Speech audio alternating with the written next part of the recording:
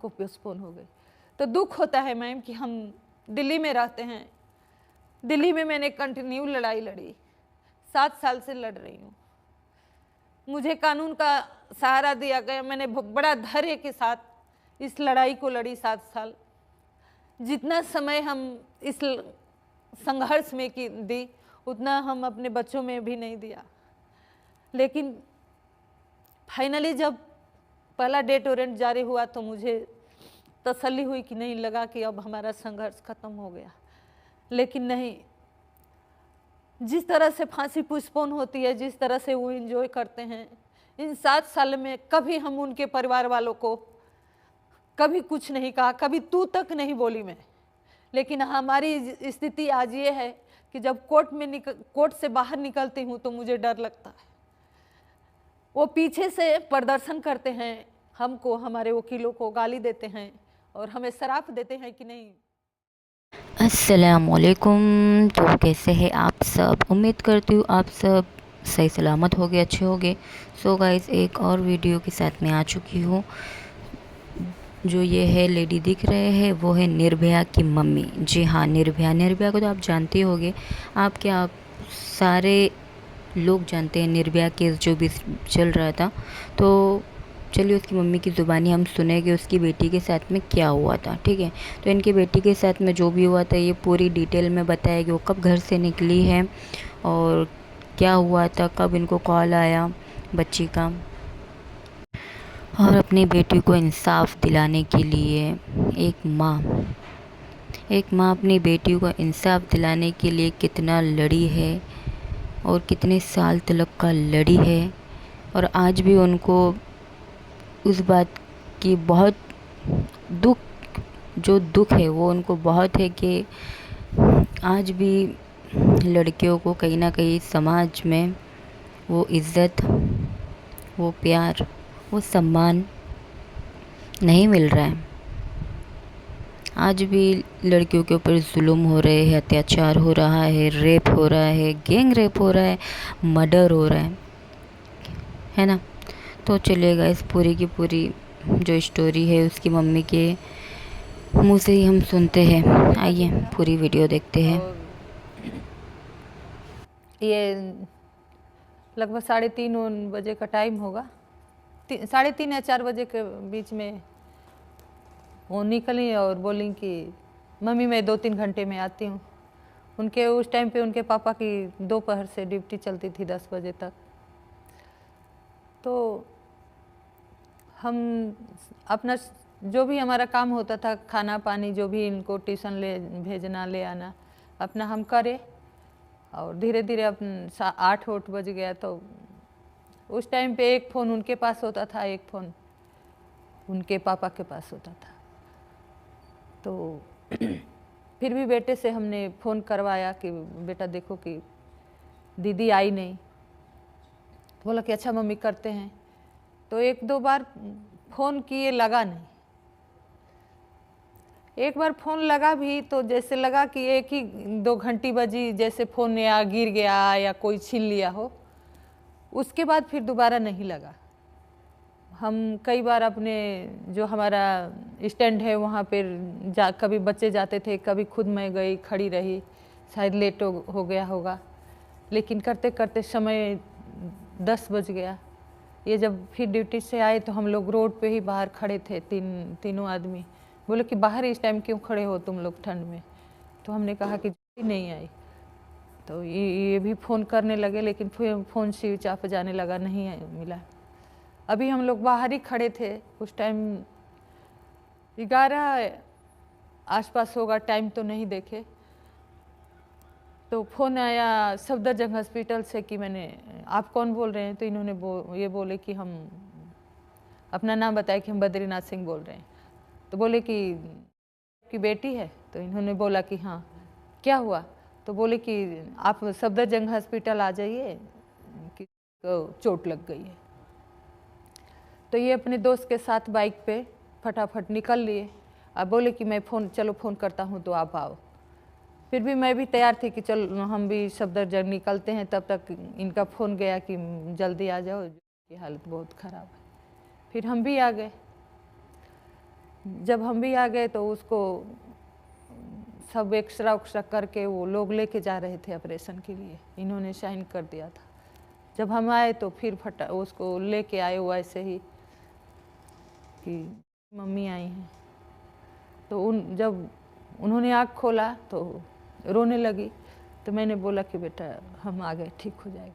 लेकिन जो हालत हमने देखा उसकी, पूरा शरीर उसका खून से लथपथ था और जैसे लगता था कि जंगलों से खींच के लाई गई हो। उस टाइम हमें नहीं पता था कि के साथ इतना कुछ हुआ है। ये तो पता लग गया कि नहीं 6 लोगों ने इसके साथ क्राइम किया है, लेकिन जैसे लगता था कि उसको कहीं जंगलों से खींच के लाया गया हो।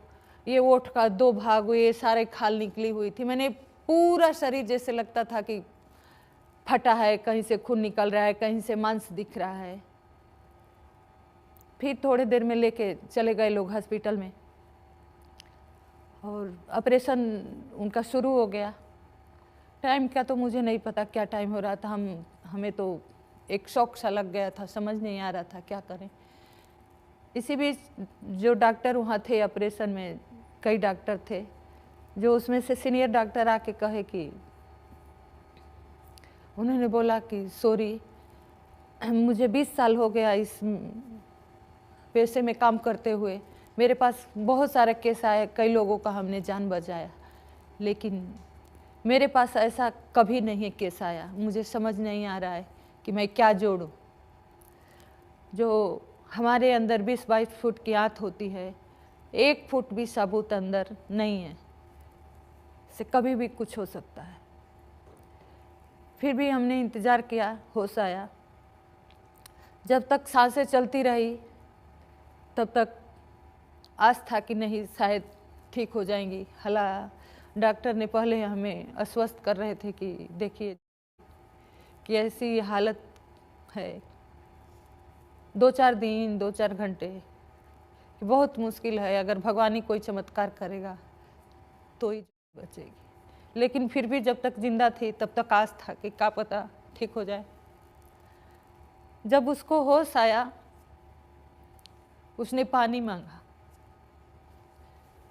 डॉक्टरों ने मना कर दिया कि नहीं दे सकते पानी की, कोई सिस्टम ऐसा नहीं है कि जो हम इनको 1 चम्मच पानी दे सके।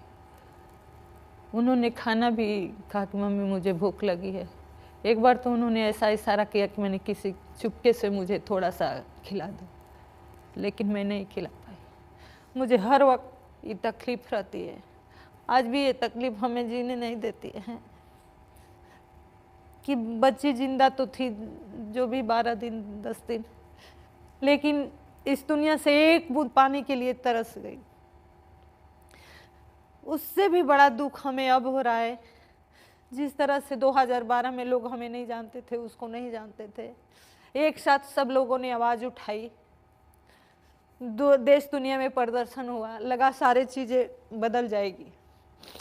हमें भी लगा कि नहीं अब ऐसा कुछ नहीं होगा। मुझे नहीं उस टाइम पता चल रहा था कि बाहर क्या हो रहा है। हम तो यही सोच रहे थे कि नहीं किसी तरह बेटी ठीक हो जाए। तो एक दिन, क्योंकि हर दूसरे तीसरे दिन उनकी जो सर्जरी हुई थी, ओपन सर्जरी थी, मैंने हर दूसरे तीसरे दिन पता नहीं ऑपरेशन होता था, क्या होता था, धुलाई होती थी।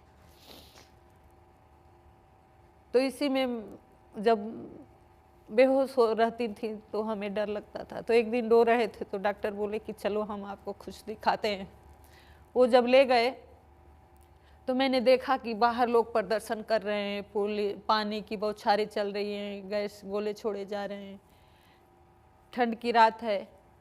बोले कि देखो अकेले आप नहीं हो, के लिए इतने लोग रात में प्रदर्शन कर रहे हैं कि किसी को इंसाफ मिले, ठीक हो जाए। मुझे भी लगा कि नहीं सब कुछ ठीक हो जाएगा। बच्ची चली गई, हमने अपने आप को खड़ा किया। और इन 7 सालों में मैंने कभी किसी से, किसी नेता से, किसी मंत्री से कभी नहीं मुंह खोला कि नहीं हमारे बेटे को नौकरी चाहिए, हमें कुछ चाहिए। हमने सिर्फ और सिर्फ हाथ जोड़ के सबसे इंसाफ मांगा। लेकिन इन 7 सालों में जब तक केसें अदालतों में थी, लोअर कोर्ट में था, हाई कोर्ट में था, सोचती थी चलो हाई कोर्ट में है, हाई कोर्ट में आ गया, सुप्रीम कोर्ट में भी आ गया, सुप्रीम कोर्ट में फैसला आ गया तो हमने कहा कि चलो सुप्रीम कोर्ट ने फांसी की सज़ा सुना दी, अब इंसाफ मिल जाएगा।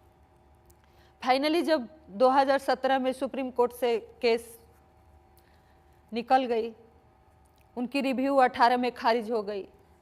2-3 महीना हम इधर उधर भागे, क्योंकि इन 7 साल में जज बेशक छुट्टी पे गए हों, डेट बेशक मिस हो गई हो, लेकिन कभी भी लोअर कोर्ट से लेकर सुप्रीम कोर्ट तक और आज तक मैंने एक भी डेट मिस नहीं की। इन 7 साल में मैंने घर परिवार से अलग होके इस केस को लड़ा, किसी के शादी में, किसी के फंक्शन में नहीं गई। मुझे कानून पे विश्वास था कि नहीं, जिस तरह से बच्ची के साथ क्राइम हुआ है उस तरह से हमें इंसाफ ज़रूर मिलेगा। फाइनली जब उनकी रिव्यू खारिज हो गई, किसी ने कुछ नहीं कहा, मैं कई जगह गई, लेटर दी, दिल्ली सरकार में गई, केंद्र सरकार में लेटर लगाई, जब कहीं से मुझे कोई सहारा नहीं मिला, फिर हमने 2018 दिसंबर में ही पटियाला कोर्ट में एप्लीकेशन लगा दिया। 6 महीना इसी तरह कोर्ट में भागती रही, दौड़ती रही, दोनों वकीलों के साथ। सीमा कुशवाहा हैं और जितेंद्र सरझा हैं, दोनों वकील हमारे साथ जाते आते रहे। कभी जज छुट्टी पे थे, कभी 3-3 महीने कोर्ट नहीं लगती थी। फाइनली हम उसी पटियाला हाउस कोर्ट में डिस्ट्रिक्ट जज के पास केस लेके गए कि सर इस कोर्ट में जज नहीं 3 महीने से बैठ रहे हैं, हमारी केस को ट्रांसफर किया जाए। डिस्ट्रिक्ट जज ने फौरन 2-3 दिन में ट्रांसफर कर दिया और जो जिस कोर्ट में अभी केस चल रही है उसमें आ गया। फाइनली ये जो आज केस पोस्टपोन है, जो जज इस टाइम पे सुनवाई कर रहे हैं 6वें जज, लेकिन मैंने कभी नहीं सोचा था कि जिन लोगों ने बेटी के साथ क्राइम किया, जो लोग अपराधी हैं, उनको फांसी की सज़ा मिली हुई है और उनके वकीलों द्वारा हमें इतना जलील होना पड़ेगा, उनके परिवारों द्वारा हमें इतना जलील होना पड़ेगा कि नहीं, वो हमें जगह जगह गाली दे रहे हैं, बदनाम कर रहे हैं कि हमें फंड मिलता है, पॉलिटिक्स मदद करती है। मुझे कभी नहीं सोचा था कि मुझे अपने सिस्टम से, अपने ही देश में, अपने ही सरकारों के बीच में हमें इतना जलील होना पड़ेगा। आज आप देख रहे होंगे इस चैनल, आज तक चैनल में ही मैं अभी हूँ और आप देख रहे होंगे कि किस तरह से जब फांसी पोस्टपोन हुई तो किस तरह से खुशियाँ मना रहे हैं, किस तरह से दोनों हाथ उठा के विक्टिम दिखा रहे हैं कि हम जीत गए। लेकिन मैं क्या कहूँ, अपने ही सज़ा सुनाई हुई हमारे अदालतों ने। मैं यही जानना चाहती हूँ कि आखिर इतना विलंब क्यों, खासकर जब कोर्ट में सुनवाई होती है, जो वो भी इस टाइम पे, पहले भी सुप्रीम कोर्ट में सुनवाई होती थी, बहस 9 महीना ट्रायल चला, बहुत उल्टा सीधा बोलते थे नॉर्मल केस है, मुजरिमों को जान के फंसाया गया है, कई बार बहुत अलग तरह से तीखी टिप्पणी करते थे तो तकलीफ होती थी। तब यही लगता था कि शायद जो क्राइम होता है, रेप बलात्कार एक बार नहीं होता है, बार बार होता है, कोर्ट में होता है, समाज में होता है, घर में होता है, क्योंकि बार बार हमें प्रूफ करना पड़ता है कि नहीं हमारे बच्चे के साथ हो रहा है। आज भी मैं प्रूफ ही तो कर रही हूँ, आज भी मैं इस आज तक के चैनल के माध्यम से आप सब लोगों को यही तो बता रही हूँ कि नहीं के साथ ऐसा हुआ था, उन्होंने ऐसा किया था, उसको इतना बर्बरता करी थी, उसको ठंडी के मौसम में नंगे फेंक दिए थे, उसके जो भी सिस्टम था उसको निकाल के बाहर फेंक दिया। आज भी तो मैं प्रूफ कर रही हूँ। खासकर इन दौरान मुझे इतना मुझे टॉर्चर किया गया, इतना मुझे जलील किया गया कि कोर्ट में ही मुझे चैलेंज कर दिया गया कि मैं अनंत काल तक ये फांसी नहीं होने दूंगा। लेकिन कहीं ना कहीं मैं उस वकील को दोषी नहीं मान रही हूँ, मैं AP सिंह को दोषी नहीं मान रही हूँ, इसलिए कि जो भी वो कर रहे हैं उनको करने के लिए इजाज़त हमारा कानून दे रहा है, हमारा कोर्ट उनको सपोर्ट कर रहा है। क्योंकि अगर हमारे कानून में इतना लूप होल्स नहीं होते तो इतना फ़ायदा क्यों उठाते। लोअर कोर्ट में भी हुआ था, हाई कोर्ट में भी हुआ था, पटियाला कोर्ट में भी हुआ था। जब हमने अब पटिशन लगाई तो वो आए थे, तभी हमारा सामना हुआ था। जब दिसंबर में जब पहला डेट वारंट जारी हुआ तो 18 दिसंबर का दिन था। उस दिन भी उनको वीडियो कॉन्फ्रेंसिंग कराई गई उनके वकीलों के सामने। वो वीडियो कॉन्फ्रेंसिंग के सामने चारों थे और जज साहब ने बताया कि आपका डेट वारंट जारी होने वाला है, जो भी ये टाइम है आपका, आप रेमडी इस्तेमाल कर लो। लेकिन उन्होंने नहीं किया। फाइनली पहला डेट वारंट जारी हो गया 7 जनवरी को। इसके बाद से तो समझिए कि असली लड़ाई शुरू हो गई। फांसी तो हो गई थी, लेकिन ये 7 साल चुपचाप इसलिए बैठे थे कि फांसी तो हो गई है, होनी तो है नहीं, क्योंकि हमारा कानून ऐसा है। फाइनली लड़ाई जब डेट वारंट पहला जारी हुआ, शुरू हो गई। जैसे ही डेट वारंट जारी हुआ, उन्होंने हाई कोर्ट में चैलेंज कर दिया। हाई कोर्ट ने स्टे तो नहीं लगाया, लेकिन यहाँ पे फांसी पोस्टपोन हो गई। पहली फांसी पोस्टपोन इसलिए हुई कि उनकी रेमडी बाकी है, दूसरी भी हुई कि उनकी रेमडी बाकी है। लेकिन इन दौरान उन्होंने एक एक करके डाला और बार बार फांसी को पोस्टपोन किया। तीसरा डेट वारंट जारी हो गया तो मुझे लगा कि नहीं, हाई कोर्ट ने डायरेक्शन किया है कि 1 हफ्ते में वो अपना जो भी रेमडी है पूरा कर लें और उनको फांसी हो जाएगी। तो हमें उम्मीद लगी कि नहीं, अब 3 मार्च को फांसी हो गया। कोर्ट सब कुछ देख रहा है। सुप्रीम कोर्ट में ये केस बार बार आई है, चाहे SLP के रूप में, रिव्यू के रूप में, क्यूरी के रूप में, जुडिशरी मर्सी तक सुप्रीम कोर्ट में खारिज हो गई है। लेकिन मुझे हैरानी इस बात की है, किस बात का इंतजार है, बार बार फांसी पोस्टपोन हो रही है। 7 साल पहले घटना हुई, बेटी की जान चली गई, लेकिन वहीं से क्राइम खत्म तो नहीं हुआ। हजारों बच्चियों के साथ रेप बलात्कार हुआ, सैकड़ों बच्चियां मारी गई, जिंदा जलाई गई, यहाँ तक कि केस हुआ। मेरे पास 1-2 केस है जिस लड़की के साथ क्राइम हुआ उसको ये बोला गया कि आवाज़ उठाओगी तो निर्भया की तरह कर देंगे। लेकिन आज उनको सज़ा हुई होती तो ये भी समाज में एक संदेश गया होता कि नहीं, अगर हम किसी के साथ गलत करेंगे तो निर्भया की मुझे से सज़ा होगी। आज जो फांसी पोस्टपोन हो रही हैं वो इंजॉय करते हैं, ये उनको टाइम मिलता है कि नहीं जो भी रेमडी है पूरा करिए। लेकिन जब वो रेमडी 1 दिन टाइम रहता है तो डालते हैं और उनका एक्सेप्ट हो जाता है। आज सुबह जब हम गए तो लगा कि नहीं, सुप्रीम कोर्ट में सबसे पहले उनकी क्यूरी खारिज हो गई।